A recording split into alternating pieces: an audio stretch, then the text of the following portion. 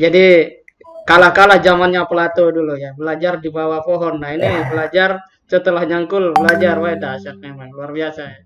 Nah lantas apa yang didorong ini kepada mahasiswa sehingga ada kedisiplinan lapangan pada saat sama juga kedisiplinan akademik ya mungkin literasi juga bagian dari akademik kan begitu saja. Ya. Ya. Jadi mereka sejak awal kita coba antar untuk memahami bahwa tantangan dakwah atau kebutuhan masyarakat di masa yang akan datang itu memang lebih variatif. Artinya mereka sejak awal harus dipersiapkan untuk itu. Ya. Hari ini ya bukan hanya lingkungan sosial secara fisik, mereka juga sudah harus merambah kepada dakwah di dunia maya, ya, dakwah melalui tanpa harus bertatap muka misalnya. Ya salah satunya lewat buku ini. Ya, tentu kita berharap buku ini dicetak, diterbitkan untuk kemudian ketika ini kita sebar, maka itu berarti mereka juga sudah memberikan pencerahan sekaligus solusi kepada masyarakat. Seperti itu. Ya, dahsyat. Tapi kalau kembali kepada nilai apa istilahnya? Kalau sekarang tuh kan ada istilahnya spesifikasi gitu saja atau spesialisasi. Ya. Nah, di balik kemampuan yang begitu beragam diberikan ke mahasiswa, kira-kira ya spesialisasi mahasiswa secara langsung dari mahasiswa setis ini apa dia gitu. Dia akan memiliki atau dikenal masyarakat sebagai apa misalnya begitu. Spesialisasi atau spesifikasi atau kualifikasi mahasiswa ya output daripada apa yang kita harapkan ini ya tentu tetap berlandaskan kepada apa yang menjadi mainstream daripada perkuliahan mereka, yaitu berbasis syariah, maka mereka menjadi orang-orang terdepan yang paham dengan syariat sekaligus mampu mengimplementasikan di masyarakat. Ya. Yeah. Ini kita coba garis bawahi bahwa hari ini nyatanya masyarakat membutuhkan sudah sampai nyaris ya, kita katakan nyaris sudah sampai pada titik jenuh dengan sekian banyak budaya, peradaban dan macam-macam ya, yang mereka ketahui. Ujung-ujungnya mereka jenuh dan kembali kepada agama syariat.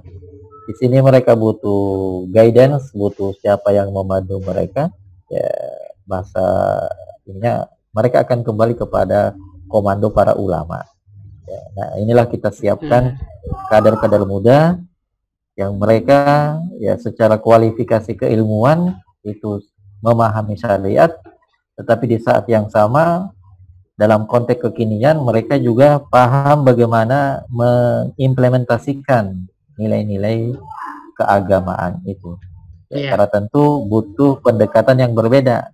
Di zaman dahulu bagaimana membawakan agama dengan di zaman sekarang yang juga objeknya jauh berbeda.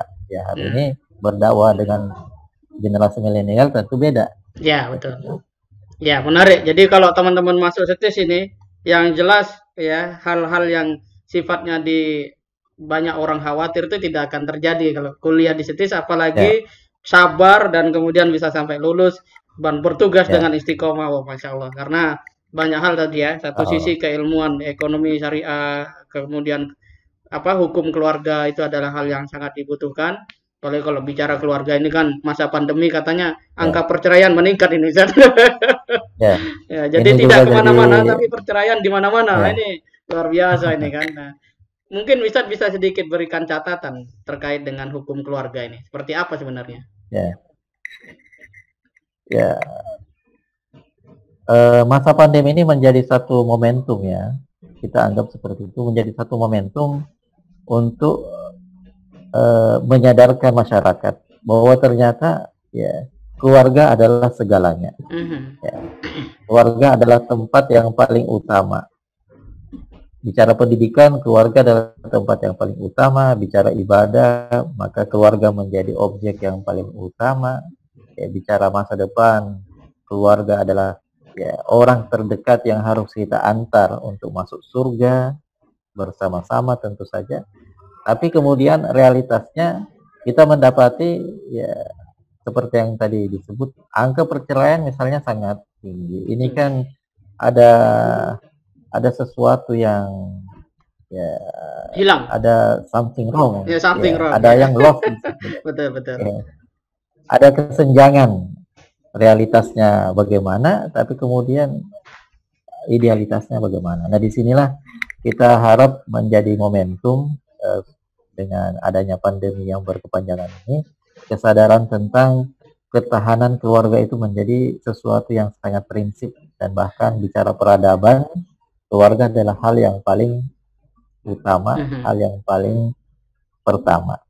Nah, hukum keluarga atau apa yang dipelajari di Sekolah Tinggi Ilmu Syariah ini kita harapkan menjadi satu solusi, ya setidaknya ikut berkontribusi kepada masyarakat, kepada bangsa ini, untuk kemudian memberikan pencerahan atau secara keilmuan ya para pemuda yang kemudian nantinya berumah tangga, para keluarga muda dan semuanya itu kemudian bisa memahami lebih jernih tentang soal keluarga ini, ya bukan sekadar kebutuhan biologis semata misalnya, atau tidak sekedar interaksi antara suami dengan istri yang kemudian interaksinya itu sebatas transaksional gitu ya. Transaksional. Yeah. Tapi mereka memahaminya bahwa ini benar-benar sebagai satu yang harus dihidupkan dengan ilmu-ilmu agama. Artinya dia menjadi satu hal yang pokok untuk diketahui, dan itu kemudian ada di kita ajarkan, kita sampaikan di Sekolah Tinggi Ilmu Syariah Hidayatullah Balikpapan. Wah, keren. Jadi kan istilahnya kalau menikah itu sempurna agama gitu saja. Iya, sebenarnya tantangan untuk menyempurnakan agama itu. Jadi keluarga adalah arena di mana setiap jiwa itu punya tantangan untuk bagaimana dia mempertahankan kesempurnaan agamanya. Dan itu tidak mungkin dicapai kalau dia tidak mengerti syariat, begitu saja. Dahsyat.